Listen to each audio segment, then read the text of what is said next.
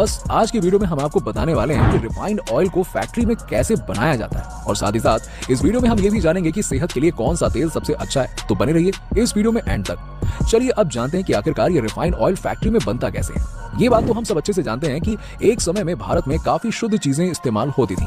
इसका सबसे बड़ा एग्जांपल है कोल्ड प्रेस्ड ऑयल के रूप में जाना जाने वाला ऑयल। पहले सिर्फ उसका इस्तेमाल किया जाता था और बदलते देश की सोच के साथ में शुद्ध देसी तेल के रंग और स्मेल को बदलने के लिए रिफाइंड तेल इस्तेमाल में आने लगे। दोस्तों, अगर सोयाबीन रिफाइंड तेल बनाने की बात करें तो इसके प्रोसेस का सफर सबसे पहले शुरू होता है खेतों से।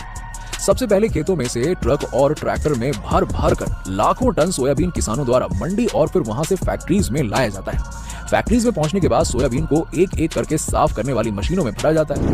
फिर से सब सोयाबीन को एक बड़े से कन्वेयर बेल्ट पर डाल दिया जाता है। इस कन्वेयर में स्टोन डिटेक्टिंग इक्विपमेंट्स और मैग्नेट लगे होते हैं, जिसकी मदद से इतने सारे सोयाबीन में कहीं कोई मेटल पार्टिकल, छोटे कंकड़ पत्थर, ये सारी चीजें तो नहीं आ गई।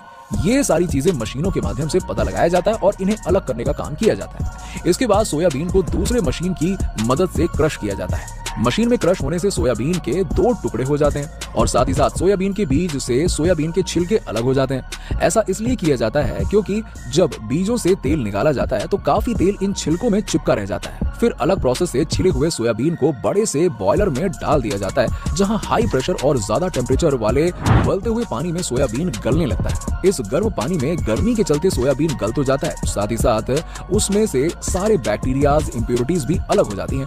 फिर अगले प्रोसेस में सोयाबीन लिक्विड को कन्वेयर से होकर गुजारा जाता है और जहां से ये पहुंचता है मैकेनिकल ऑयल प्रेस मशीन में, जिसमें बड़ी आसानी से खराब पानी अलग हो जाता है और जो बाकी बचा हुआ लिक्विड होता है उसको एकदम ज्यादा प्रेशर से इस मशीन से गुजारा जाता है और फिर उसमें से तेल निकलने लगता है। लेकिन अगर आप ये समझ रहे हैं कि रिफाइंड तेल अब तैयार हो चुका है, तो हम आपको बता दें कि इसे अभी रिफाइंड ऑयल नहीं कहा जा सकता, क्योंकि ये सिर्फ मशीन की मदद से बना हुआ कोल्ड प्रेस्ड ऑयल है, जो आजकल काफी ट्रेंड में है, जिसकी कीमत भी रिफाइंड ऑयल से कई गुना ज्यादा है। रिफाइंड तेल बनाने के अगले प्रोसेस में इस ऑयल को रिफाइनरी बनाने के लिए सबसे पहले 400 डिग्री सेल्सियस पर इसे उबाला जाता है और फिर इसमें कई एडिबल केमिकल्स को मिक्स किया जाता है और फिर इसके बाद दोबारा से इसे 600 डिग्री सेल्सियस पर उबाला जाता है, ताकि इस तेल से चिपचिपाहट आसानी से खत्म हो जाए और इसमें से बास भी निकल जाए और इस तरह से आपका रिफाइंड ऑयल अब बनकर तैयार हो चुका है।